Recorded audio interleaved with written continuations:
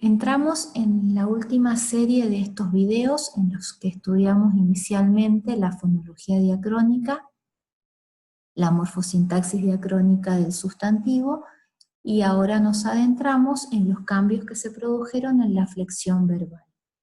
Sabemos nosotros que el verbo, tanto en latín como en castellano, es la palabra que mayor cantidad de categorías morfológicas posee.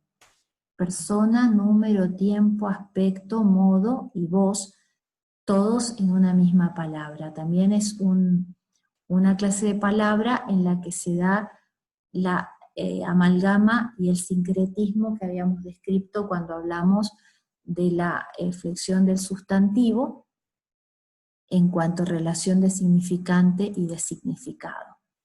En latín teníamos 4 conjugaciones. La primera en are, que dio lugar a nuestros verbos de la primera conjugación, amare, amar. La segunda y la tercera en ere. La diferencia entre una y otra es que una e era breve y la otra e era larga. Entonces no era lo mismo decir en latín legere que decir monere. Legere es lo que dio como resultado leer, monere, recordar. Y finalmente la cuarta declinación en latín, ire, por ejemplo, partire. Entonces vemos que es bastante transparente la formación de las conjugaciones desde el latín al castellano. La segunda y la tercera se asimilaron en una sola, que es lo que dio resultado a nuestra primera, segunda y tercera declinación. ¿Cómo se reorganiza el sistema verbal? Todos los verbos son temáticos, en latín como en castellano. Nosotros sabemos que nuestros verbos tienen una vocal temática. Cuando decimos, por ejemplo, caminábamos, decimos camin es la base lexemática, a es la vocal temática, vamos es el sufijo flexivo que indica persona, número, tiempo, modo, aspecto y voz. En latín existían, como tenemos en castellano, los tiempos de infectum y de perfectum. El infectum es lo que nosotros hablamos de los verbos imperfectivos, el aspecto imperfectivo, que hace referencia a la acción en desarrollo, en tanto que el perfectum hace alusión a los verbos cuya acción se ha terminado en el pasado. En la evolución del latín al castellano medieval, las formas del infectum y del perfectum se hacen analógicas, y van a ver que en el Cantar de Mio Cid, por ejemplo, se utilizan indistintamente verbos perfectivos e imperfectivos. Y como habíamos dicho recién, se fusionan la segunda y la tercera conjugación. Cuando iniciamos la descripción de la clase de la lengua latina, dijimos que era una lengua sintética. La voz pasiva en latín era sintética. En una sola palabra estaba expresada toda la información gramatical.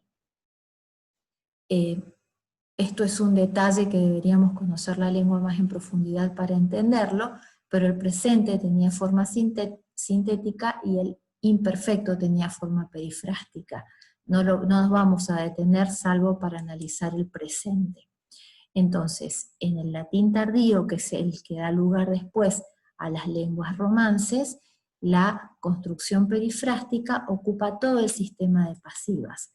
Analicemos un ejemplo. La palabra amor, en latín, era la primera persona del presente del modo indicativo en voz pasiva, lo que nosotros traducimos por yo soy amado.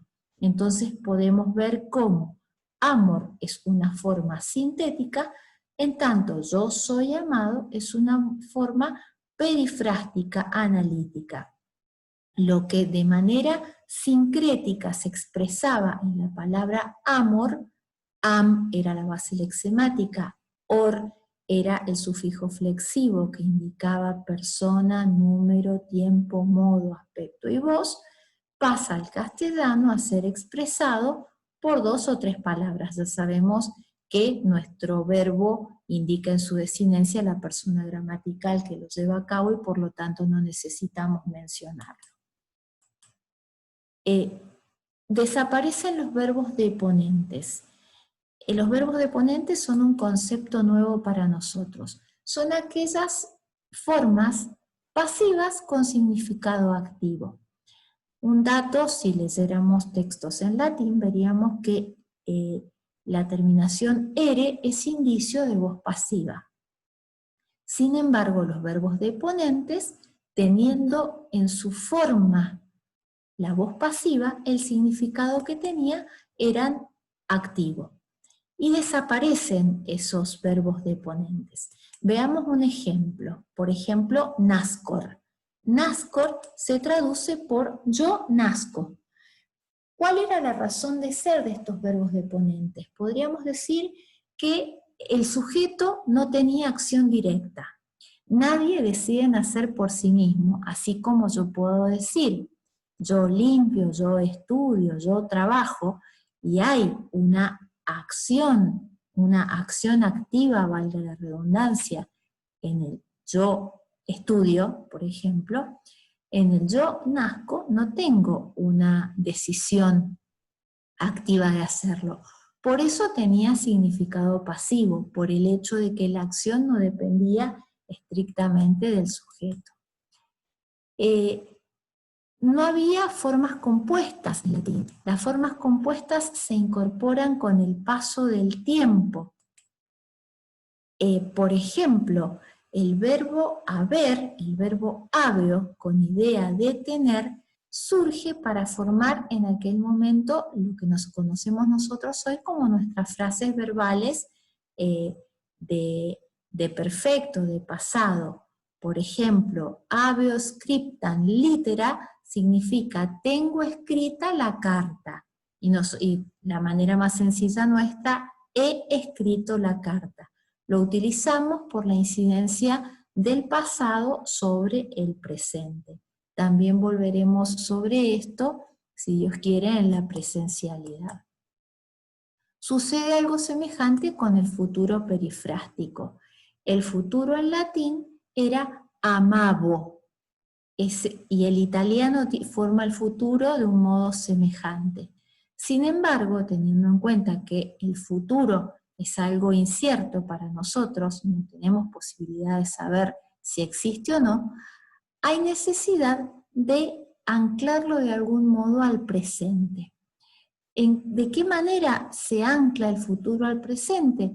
Con el infinitivo más el verbo habeo en primera persona de presente. Es como cuando nosotros decimos, tengo que estudiar. En realidad, ese tengo que estudiar o voy a estudiar, desde el presente estamos indicando una acción que va a suceder en el futuro. Razones de este cambio, la tendencia analítica del latín, y además hacer patente el contenido subjetivo implícito en el concepto de futuridad, lo que acabo de decirles recién, de manera sencilla, explicado en términos técnicos. Como el futuro no podemos predecirlo, para referirnos al futuro partimos del presente. ¿De dónde surge nuestra forma amaré? De amar, amar Y fíjense que ya se ha gramaticalizado esta forma amaré y nosotros no la usamos, la hemos sustituido por la frase verbal voy a amar, siempre anclados en el presente. Vamos llegando al final de esta secuencia de videos puramente lingüísticos. Y una serie de recomendaciones para terminar. En primer lugar, que le perdamos el temor a la lengua latina. Es una lengua que nos puede enriquecer muchísimo la etimología. Lean con paciencia el capítulo referido a la lengua latina de Faríes. Aclara mucho. Yo voy a buscar material en internet a ver si hay explicaciones para que tengan una idea ínfima, porque no se imaginan cuánto explica de la ortografía nuestra el conocimiento del latín. Segundo detalle, no le tengan temor a lo abstracto de estas clases que hemos tenido. Estas clases son como un soporte teórico que nos van a servir para llegar a lo más lindo de la materia, que lo vamos a desarrollar en los próximos días con pequeños textitos. El análisis textual. Yo les diría que lo más complicado, lo más abstracto de la materia ya pasó. A partir de ahora nos adentraremos en comentarios de textos breves, abordados desde la fonología, la morfología y la sintaxis, que les permitan a ustedes armar un corpus de textos paralelo al que iremos trabajando juntos en las clases sucesivas. Ese corpus de textos, que podrán hacerlos de a 2 o de a 3 personas, hasta 4 estaría bien, es un portafolio de evidencias de aprendizaje que tendrán que tener listo para el examen final, pero que pueden ir armándolo a medida que vayamos avanzando. Habrán visto que de esta clase número 7 solamente tuvieron como actividad el formulario de Google. Ha sido casi un parcial, a pesar de lo sencillo, y ahora me conformo solamente con que escuchen detenidamente estos videos y hagan preguntas. Pueden iniciar ustedes un foro, no necesito iniciarlo yo, ustedes mismos pueden iniciar un foro de consultas sobre estos temas que hemos estado viendo. Continuaremos en la clase próxima, que también la voy a subir en esta semana, donde vamos a analizar los textos de la Edad Media, para ya en la semana próxima, trabajar la Edad Moderna y el castellano contemporáneo. No nos queda demasiado, espero que todo esto les esté resultando de utilidad. Seguimos en contacto a través del aula virtual. Un gran cariño para todos.